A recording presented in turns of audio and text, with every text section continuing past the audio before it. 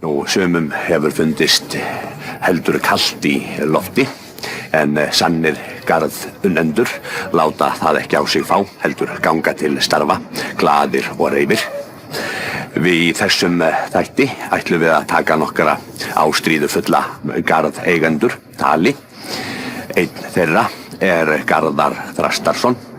Garðar, þú ert farinn að sinna garðinum af miklum fítonskrafti. Já, elskar mig góða. Við Íslendingar verðum bara að semja okkur að aðstæðum og umfram allt að treysta almanakinu. Já, og þú ætlar að leyfa okkur að fylgjast með þér að störfum í garðinu þínum. Þó nú veri, ég einmitt að byrja á þessu. Já.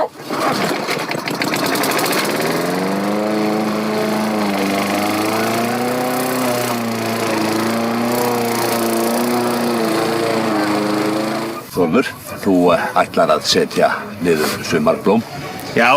Það þarf að líka upp á umhverfið og það nú ekkert betur til þess fallið en litskrúðu blóm, sumarblóm. Já, og hvaða blóm þetta sem að... Þetta eru svo kallar jöklarósir, hargiraplöntur og vel til þess fallnar að rækta hér á landi.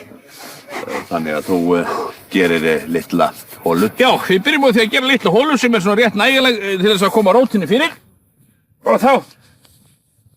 Nei, góðan daginn, það allt gatt frosið. Já, þá verðum við bara nota sterkari tæk í þetta. Nú já, það bara svona. Já, verðum við bara nota hakkan á þetta. Já. Þá ekkert að taka bara járnkallinn og láta vaða dugli þetta. Já, þetta gengur ekki, Þórður. Heldur þú verður að nota loftpressu við þetta? Nei, ég held ekki. Ég hef búin að vera að brölta svo lengi við þetta að jöklarósurnar eru beinstífar af frostinu. Þannig að þá skulum við bara negla það niður. Hvað? Þetta ekki fínt? Það ekki að spyrja að okkur Íslendingum.